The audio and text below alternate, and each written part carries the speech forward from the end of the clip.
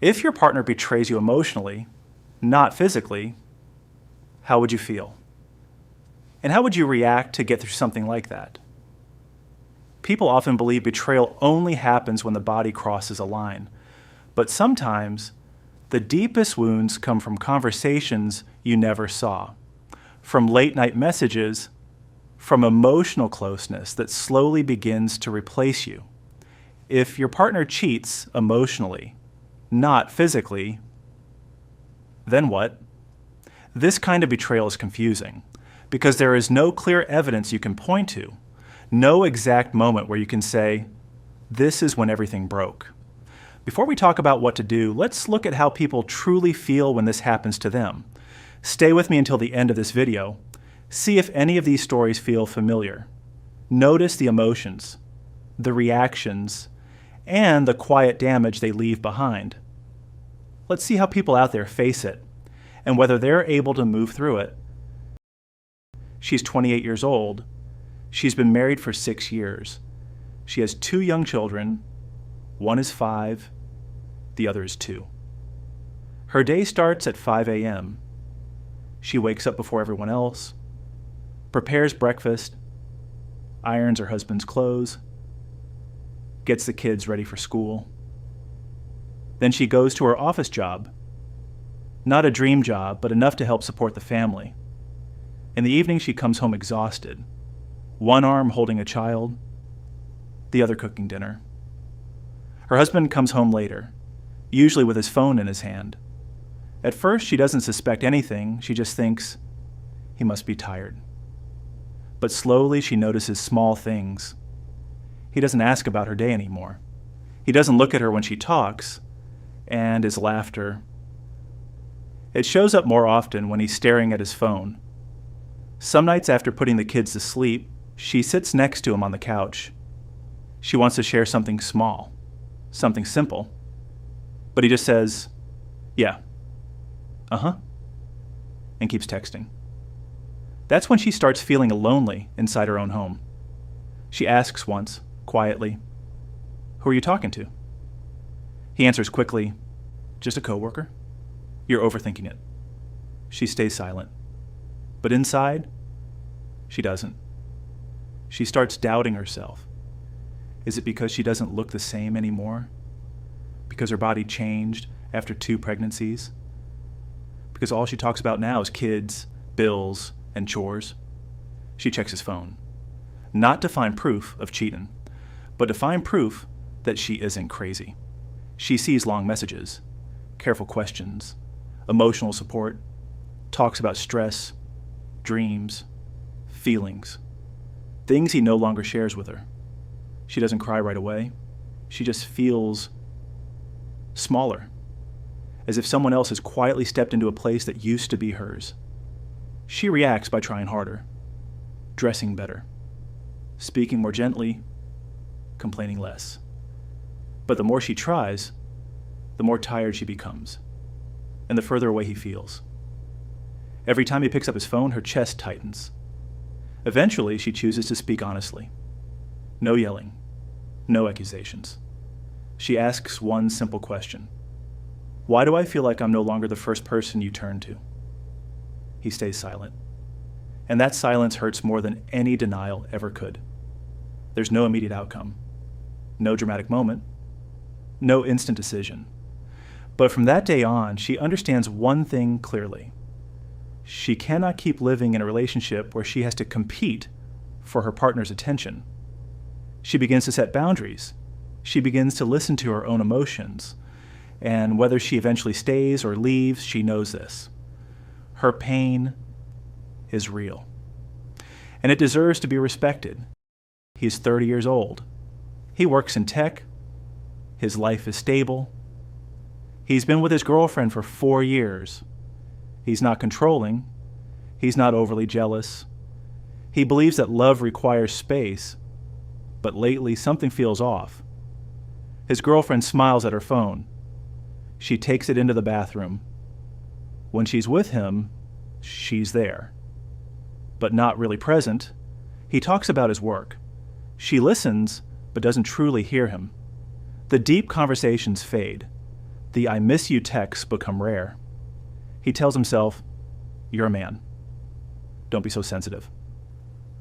But some nights he lies next to the woman he loves and feels like he's lying next to someone very far away. He starts noticing small details, how she replies faster when the message isn't from him, how she shares her feelings, just not with him anymore. He asks directly, "Are you okay lately?" She replies, "I'm fine." And that word, fine, makes him realize he no longer has access to her emotional world. He reacts by pulling back, by going quiet, by stopping himself from asking. He thinks, if I'm not important, then I won't push. But silence doesn't make the pain disappear. It only pulls him further away from himself. He starts questioning his worth. Am I not interesting enough? Not deep enough? Not enough to hold her attention? Until one day he realizes something. He's not jealous of a specific person. He's jealous of the version of her that exists with someone else, a version he no longer gets to see. Finally, he chooses to face it, not to accuse, but to ask one honest question. Do you still feel safe and emotionally connected when you're with me? That conversation isn't easy, but it's real. And whether the outcome is staying together or walking away, he learns something important. Love is not silent endurance, and loyalty isn't just about actions. It's about where someone's emotions are truly invested. There are people who feel abandoned. They sense that something has changed, the attention fades, the warmth turns cold. When they ask about it, they're told they're overthinking, so they start doubting themselves. They replay conversations in their head. They wonder if they're insecure, if they're imagining things. But deep inside, their intuition keeps whispering that something isn't right. Being ignored hurts more than being confronted. And if this continues over time, the emotional connection slowly fades away. There are people who feel replaced. They see their partner laughing at messages the same way they used to laugh together. They notice their partner sharing thoughts, dreams, worries with someone else. Things that once belonged only to the relationship. At first, they don't feel angry. They feel small, as if they were quietly replaced without ever being told. They choose to confront it. But most of the time, it turns into misunderstandings. The relationship continues, but it's never as warm as it used to be. There are people who feel trapped. They know something is wrong, but nothing has crossed a clear boundary. So they feel unsafe, but can't fully explain why. They think, it's not physical, so why does it hurt this much? They stay silent. They swallow the pain. And every time their partner picks up the phone, their chest tightens. There are people who become obsessed with details. They read messages, analyze tone, count emojis. They're searching for proof that they're not crazy. But the more they search, the more anxious they become. Trust slowly turns into vigilance. Love turns into fear. And they feel stuck. There are people who blame themselves. They think maybe they weren't interesting enough, not attractive enough, not emotionally available enough. They start changing themselves to compete with someone they never agreed to compete with. And the relationship quietly turns into a constant comparison. There are people who explode. They confront. They demand answers. But emotional betrayal rarely comes with clear explanations. They hear things like, "It didn't mean anything. We're just friends. You're making this bigger than it is." That dismissal hurts almost as much as the betrayal itself.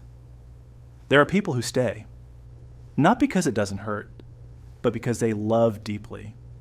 They hope things will return to how they were. But emotional distance doesn't disappear on its own. An unresolved pain quietly grows. And then there are people who pause.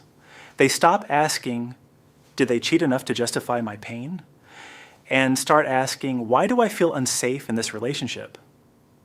They realize emotional loyalty isn't about rules. It's about trust, presence, respect. They understand that love cannot survive where honesty disappears. This is my perspective. Emotional betrayal breaks trust in subtle ways. It makes people question their worth, their intuition, their reality. And the pain often lasts longer because it's invisible. And if you're in the situation, your pain is valid. You don't need physical proof to feel emotionally abandoned. What matters is how safe, respected, and valued you feel in the relationship.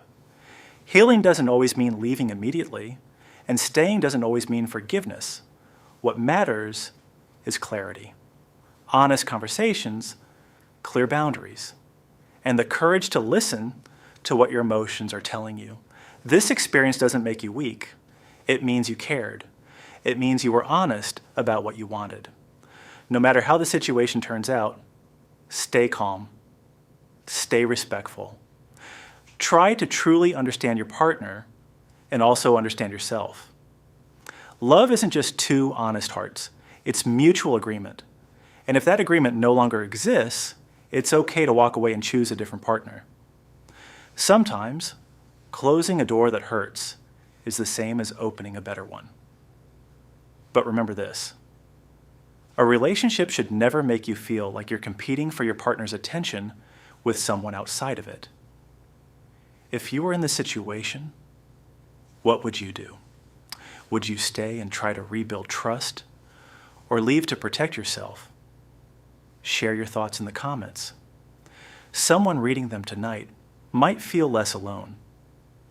And if you find what I share helpful for you, and for all of us here, please like the video and subscribe to the channel.